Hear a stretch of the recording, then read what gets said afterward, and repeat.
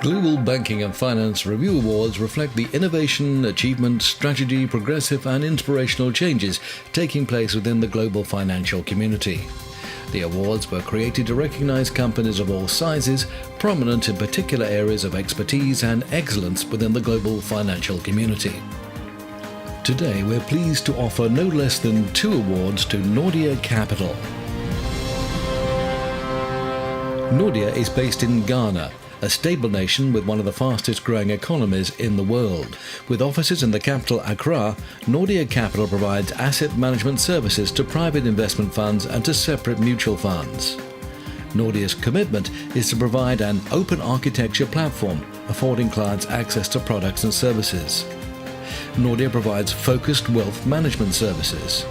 And Nordea's portfolio managers seek to manage risk effectively to consistently deliver favourable returns in all market conditions. The awards for Nordea Capital are for Best New Asset Management Company Ghana 2016 and Best New Asset Management Company Ghana 2017. We were glad to welcome to London Chief Executive Officer Dr. Eden Bart-Williams to receive the awards from Global Banking and Finance Review's Lynn Quarmby. After, he spoke to us about the success of Nordea Capital. Thank you so much for coming to London today to talk to us, and congratulations on the awards that you've won as well. Thank you. It's a pleasure, and I'm so glad that you've been able to win this award. The board and management are so grateful that you recognize our contribution to the investment climate in Ghana, and we are so much grateful for this award. Well, let's find out more about Nordea Capital Limited. First of all, what do you think is attributable to your success in winning these awards? Nordea Capital is an investment banking firm licensed by the Securities and Exchange Commission of Ghana. We opened our doors to the investors in April 4 years ago, and that is 2013. And that's where we opened to the public. And so we've been in existence for the past 4 years, and our achievements are remarkable. Currently, we have total assets under value within the short space of 4 years of about 253 million Ghana cedis. That translates to about close to $70 million within a short space of 4 years. So that is very aggressive growth that we have achieved so far. Let's perhaps now look at the challenges and opportunities for investors in Ghana. What actually is the climate like there, business-wise? Currently in Ghana, I think I will call it a blue ocean, because there are various areas that are calling for investment. We have a very stable political climate, and therefore there are so much opportunities. I mean, when it comes to technology, when it comes to the agribusiness, when it comes to finance, when it comes to industry. And between January and May, we've had a lot of foreign direct investment into the country. When it comes to the investment climate, Ghana is still, there's so much investment option, especially when it comes to the asset management. I mean, there are a lot of people who are seeking for where to put their money, and that is where Nordea comes in. So when it comes to investment, agribusiness, technology, finance, construction, these are where the opportunities are. Yeah. But of course, like any situation where you have a new government, there are always regulations and reforms. How have you met those challenges? When it comes to regulations and reforms, I think that the new government is really opening up the private sector, and therefore is one of the reforms. I mean, in terms of company registration to do business. I mean, the government is cutting from 2 weeks to 4 days for you to start your business. Currently, it's 2 weeks, and the new government is trying to reduce it to 4 days. When it comes to my area of where I specialize, the Securities and Exchange Commission are bringing in a lot of regulations. For example, regulations to instill investor confidence, okay, into the market, whereby when people deposit their money or give their money to you, then they can trust that 5 years, 10 years down the line, when they come, the company will be existing. And therefore, they are preventing us from trading about within the asset management to asset management. What they are rather doing is that we should trade on the stock market more, and then we should also trade with the universal banking more.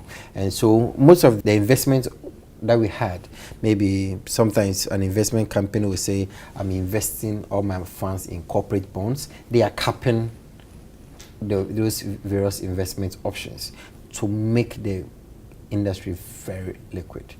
When it comes to the other aspects of the financial sector, that is the Bank of Ghana, they are introducing the deposit insurance bill, which will protect customers' investments into the financial sector. So these are some of the reforms that are being introduced to help stimulate the financial sector.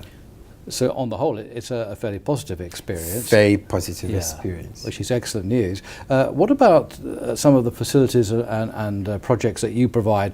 For instance, Nordea Income Growth Fund. How does that work? Tell us about why that's so successful and what it actually does. Nordea Income Growth Fund is a balanced fund where we invest on the money market and then the capital market. So when the money market is performing, we invest up to 70% of our funds on the money market.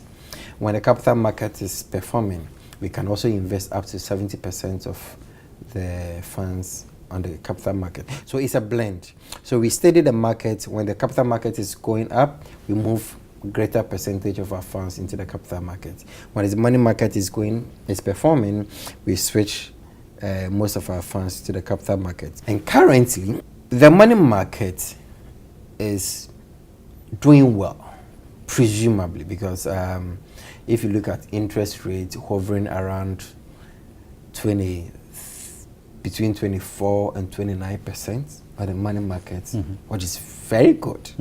However, depending on your investment strategy, you can do, and if you study the capital market well, then you can know that the capital market is retaining much higher, about 100% on the capital market, whilst the money market is retaining about 29%. But with the investment public or with the investing public, they don't know some of these things. So you need to go in and advise them. And that is why we have the Nordea Income Growth Fund, just to manage the risk. And it's flexible. And it's flexible. That's what you adjust according to the climate and the atmosphere. Yes, because as a customer would try to say, go and invest in the money market, go and invest in capital market. But because of our speciality, we're able to switch between the capital market and the money market. And that is why the Nordea Income Growth Fund is really doing well. And what other innovative services are you able to provide for those who are looking at the investments and the investment objectives? Currently, we are also in the pension market, and even when it comes to, so we are in the pension funds, we are targeting the informal sector. So one of the innovative products that Nordea is coming out with, basically to focus on the informal sector, because the informal sector contributes about 70% of the Ghanaian economy. So the chunk of the investing public is in the informal sector, where you have these artisans, you have the traders, and they make up about 70% of the economy. And therefore, we've tailored in various products to capture or to suit the informal sector. Currently, we are coming up in the next 2 months with 4 funds just to service the needs of the informal sector. We have the one we call the Sikako Fund, we have the Bosu Fund, all these funds just to meet the needs of the informal sector. As I indicated, that constitutes about 70% of the Ghanaian economy. So we want to give them the opportunity for them to invest for their future.